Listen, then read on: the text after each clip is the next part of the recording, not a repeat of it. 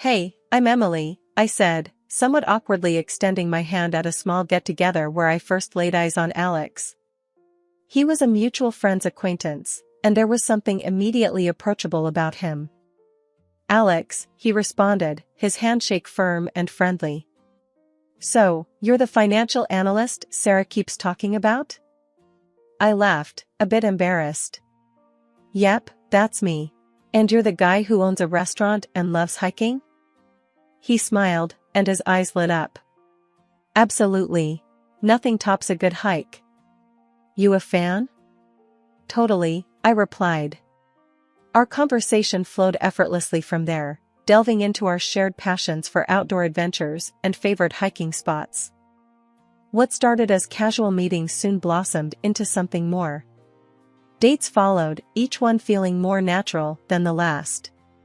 We discovered a comfortable rhythm together, finding joy in our shared interests.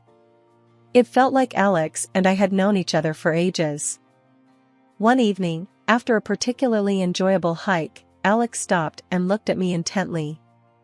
Emily, this might sound crazy, but I think what we have is pretty special. Do you feel it too? My heart raced, but I couldn't hide my smile. I do, Alex. It's like we were meant to meet. Fast forward a year, and we were exchanging vows in a simple but heartfelt wedding ceremony. Just us, our families, and a few close friends. Afterwards, we moved into the house I inherited from my grandmother. It wasn't a modern building, but it had a warmth and charm to it. I remember watching Alex as he first walked through the house. He wandered from room to room, absorbing every detail. This house has character, Em, he said with a smile. It feels like a home.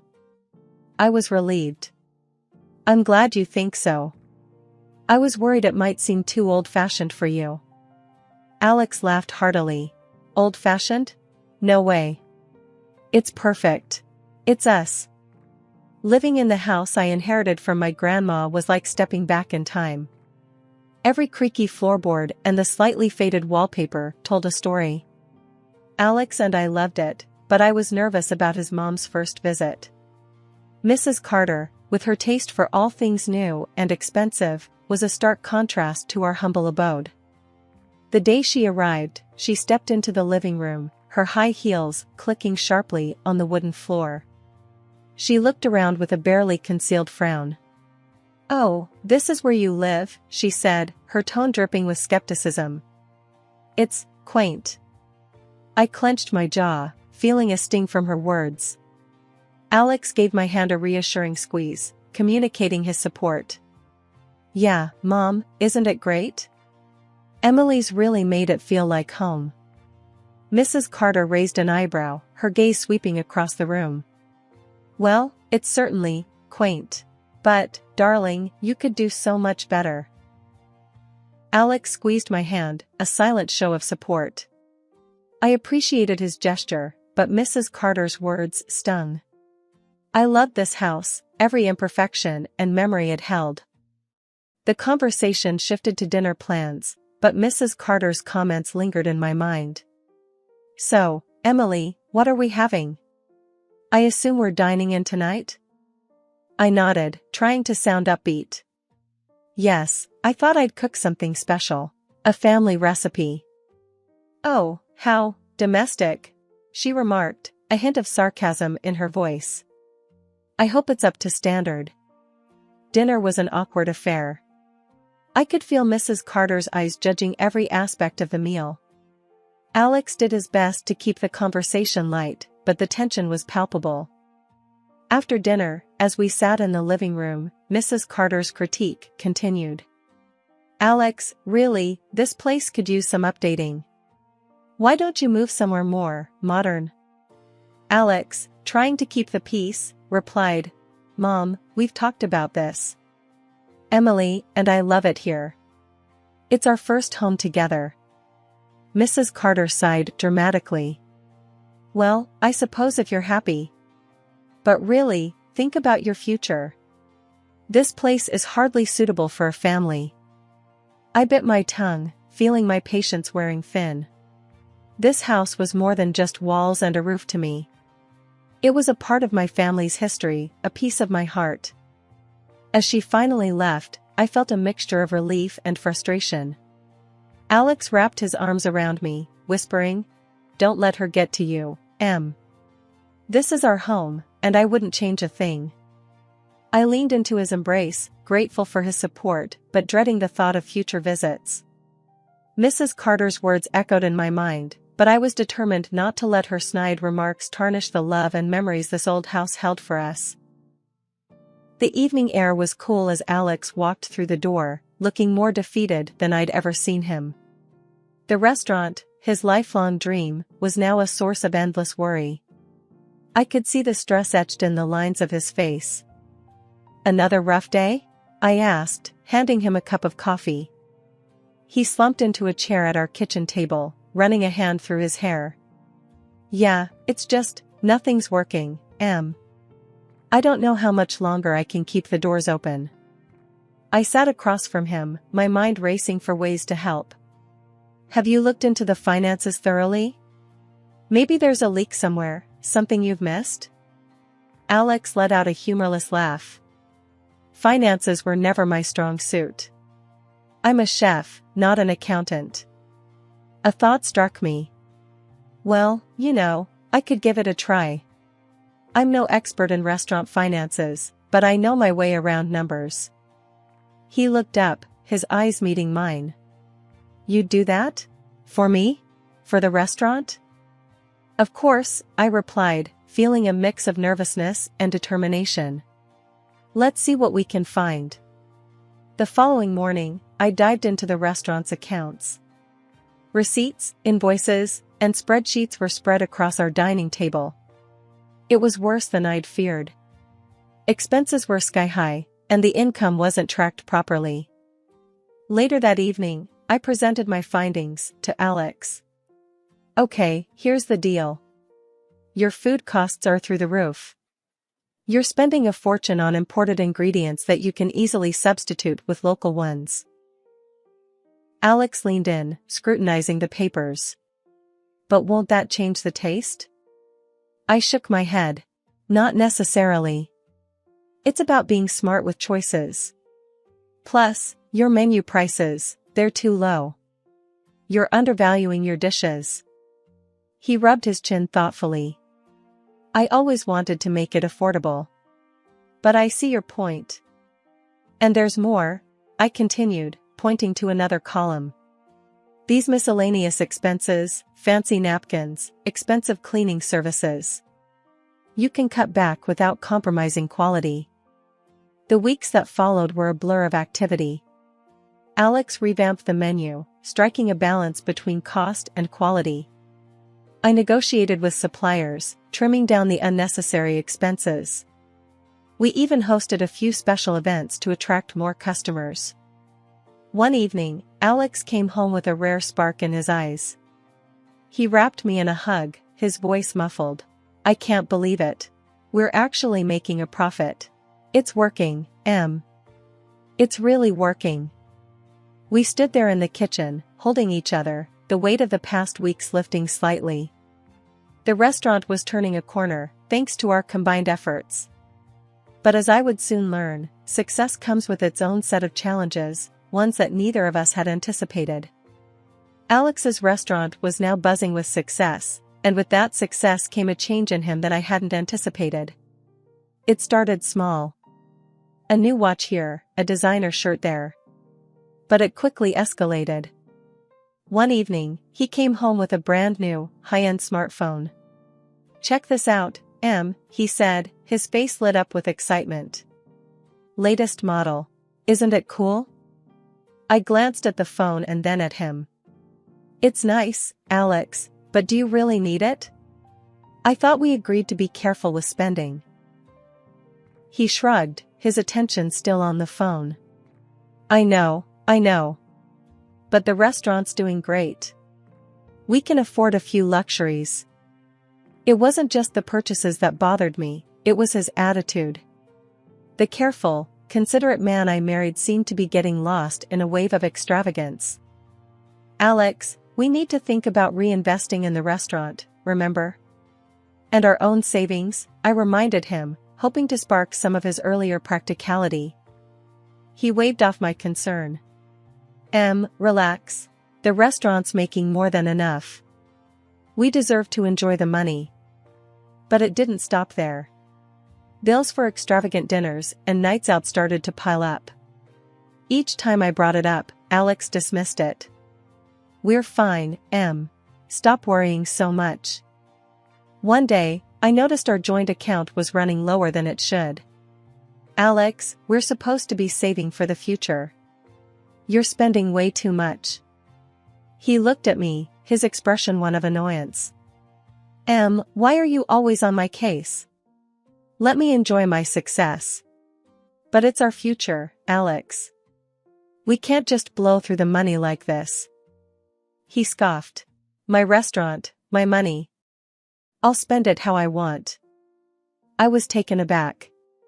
This wasn't the Alex I knew, the one who valued our partnership. I tried a different approach.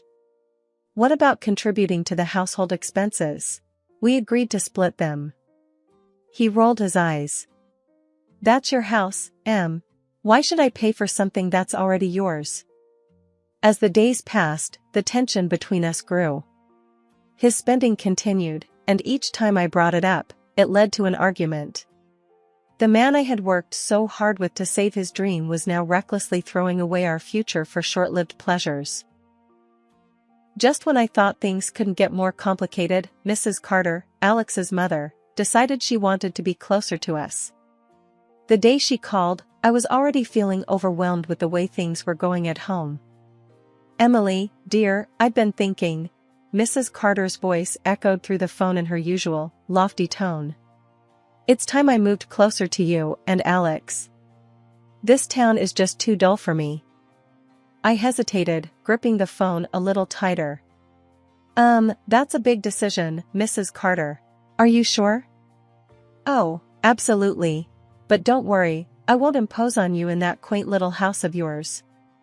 I'll need you to find me a nice apartment nearby, she said, as if it was the most natural request in the world. I was taken aback. An apartment? Mrs. Carter, I'm not sure if... She cut me off. Now, Emily, I won't take no for an answer. A small, stylish place will do. I'm sure you can handle the rent for a while. I couldn't believe what I was hearing. I'll need to discuss this with Alex, I managed to say before ending the call. When I told Alex about his mother's request, he just shrugged. I don't know, I'm a bit tight on cash right now with the restaurant and all. Maybe you could cover it? I stared at him, incredulous. Me? Alex, we're already stretching our budget with your spending. How can we afford her rent too? He avoided my gaze. It's just for a while, until I get things sorted. Come on, for my mom? Reluctantly, I agreed to rent an apartment for Mrs. Carter for 6 months. It cost us $2,000 a month, a significant hit to our savings. The day she moved into her new place, Mrs. Carter made sure to let me know her standards. It's smaller than I'm used to, but I suppose it'll have to do. You've done an adequate job, Emily. I forced a smile, trying to keep the peace. I'm glad you like it, Mrs. Carter. But things only got worse. Mrs. Carter started coming over every day. Each visit was a reminder of how different our worlds were. She'd walk around our house, her nose turned up at everything. This old thing is still here? I thought you'd have gotten rid of it by now, she commented one day, eyeing an antique vase my grandmother had left me. I clenched my fists, feeling my patience wear thin. It's a family heirloom, Mrs. Carter. It means a lot to me. She just sniffed. Sentimentality. I never saw the point. Each of her visits left me feeling more drained and frustrated. I tried to talk to Alex about it, but he'd just brush it off. She's just set in her ways, Let's not make a big deal out of it. But it was a big deal to me. Mrs. Carter's presence was like a constant, dark cloud over our home, and I was starting to feel like there was no escaping it. The weight of her expectations and criticisms was becoming too much to bear, and I felt trapped in a situation with no easy way out. Mrs. Carter's daily visits became a routine I dreaded. Each day, she brought a fresh wave of criticism and backhanded comments. I tried to keep my cool, but it was wearing me down. One particularly exhausting evening, as I was preparing dinner, she walked into the kitchen. "Oh, cooking again, Emily? You do know there are restaurants for that sort of thing," she said with a smirk. I forced a smile, chopping vegetables a bit more aggressively than necessary. "I enjoy cooking, Mrs. Carter. It's relaxing for me," she scoffed, leaning against the counter. "Relaxing? A woman of your caliber should be relaxing in a spa, not slaving away in a kitchen. But then again, you always were a bit plain." The conversation shifted when she casually mentioned something that caught me off guard. "You know, I stopped by the restaurant the other day. Alex has hired some new waitresses. Young, pretty things. Very attentive." A pang of something, jealousy, insecurity, twisted in my stomach. "New waitresses?" "Yes, quite the eye candy. I'm surprised you haven't noticed. But then again, you're always so busy with your little projects," she said, her voice dripping with insinuation. The next day, curiosity and concern got the better of me. I decided to visit the restaurant unannounced. As I walked in, I saw them, a group of young, attractive waitresses, all laughing and chatting. Alex was there too, clearly enjoying the attention. I approached, trying to keep my composure. "Hi, Alex. Busy day?" He looked up, startled. "Oh, yeah, just keeping things running. What brings you here?" I glanced at the waitresses, who had scattered at my arrival. "Just thought I'd surprise you." "Who are the new faces?" Alex shrugged, a bit too nonchalantly. "Oh, just some new hires. Good for business, you know." I forced a smile, feeling a knot form in my gut.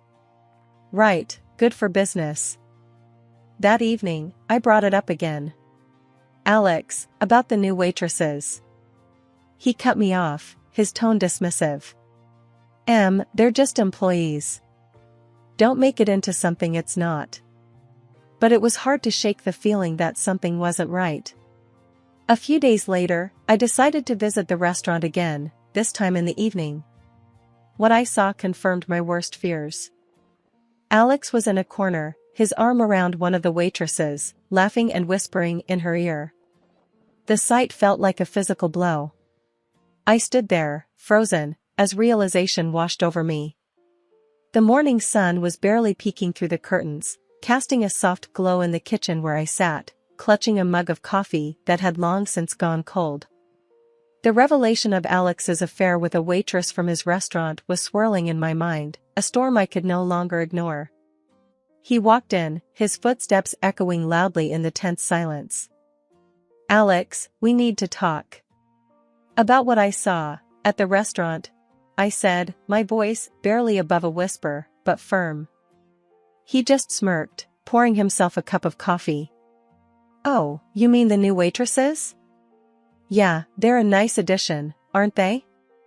I stared at him, disbelief and anger mingling in my chest. "Nice addition?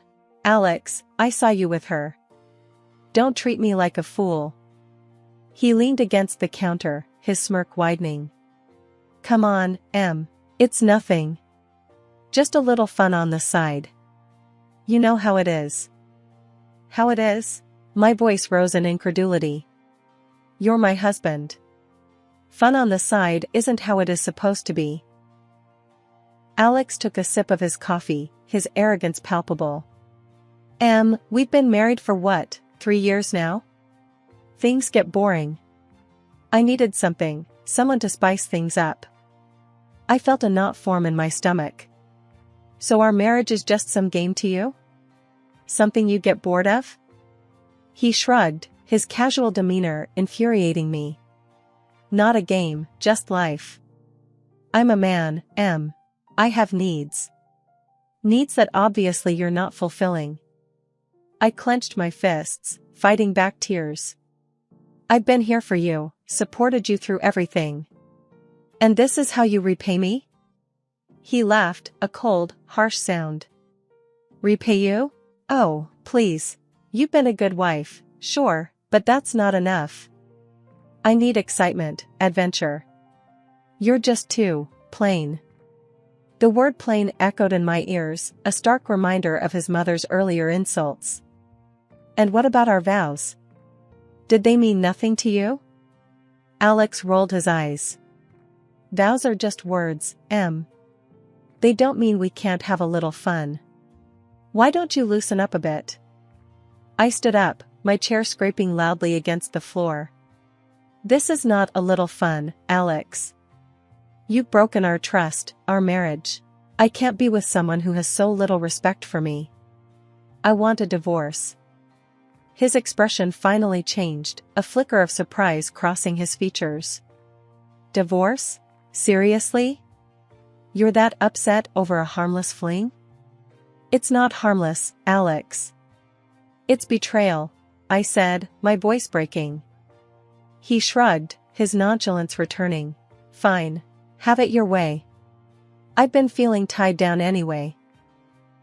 As I started the divorce proceedings, the reality of our crumbling marriage hit hard. When Mrs. Carter, Alex's mother, got wind of it, her reaction was just as callous as her son's. I always knew it would come to this, she sneered during a phone call. You were never right for my Alex. Too dull, too domestic. I gritted my teeth, trying to keep my composure. Well, Mrs. Carter, Alex is no longer my problem. He's all yours now. She laughed, a sound filled with malice. Oh, I'm delighted. He needs someone who can keep up with him, not a boring little nobody like you.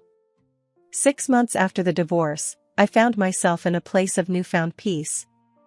The house, once filled with tension, now felt serene, a sanctuary from the past chaos. That tranquility was shattered one evening by an unexpected knock on the door. I opened it to find Alex and Mrs. Carter standing there, disheveled and looking defeated. Emily, we need to talk, Alex said, avoiding my gaze. I crossed my arms, feeling a mix of surprise and wariness. Alex? What are you doing here? And Mrs. Carter? Mrs. Carter stepped forward, her usual haughty demeanor gone. Emily, dear, we've had a bit of a setback. The restaurant, it's gone under. I frowned, processing her words. Gone under? What happened? Alex shuffled his feet, a shadow of his former arrogance. Things went downhill after the divorce. I may have made some bad financial choices. Mrs. Carter interjected, her voice desperate. We've nowhere to go, Emily. Our apartment lease is up, and with no income, we can't renew. I was stunned. You want to stay here? After everything that's happened? Alex finally met my eyes, a hint of shame in them. I know I messed up. But this is temporary, just until we get back on our feet. Mrs. Carter added quickly, yes, just for a little while. We wouldn't be a bother. I took a deep breath, the audacity of their request staggering. Alex, Mrs. Carter, after everything that's happened, you really think it's appropriate to ask this of me? Alex's voice was pleading. I know I don't deserve your help, but we're desperate. I shook my head, my decision clear. I'm sorry, but no. You both made it clear how you felt about me and my home. I can't just forget that. Mrs. Carter's face fell, her usual composure crumbling. But where will we go, Emily? Please, you're our only hope. I remained firm, despite the pang of sympathy. You need to figure that out on your own. I did, after everything fell apart. They lingered for a moment, a mix of disbelief and despair on their faces, before finally turning away. As I closed the door, a sense of finality washed over me. I had turned a new page, one where their judgment and betrayal no longer held sway over me. I walked back into my living room, the echoes of their pleas still lingering in the air. But as I sat down, a feeling of empowerment filled me. I had survived their scorn, their betrayal, and come out stronger.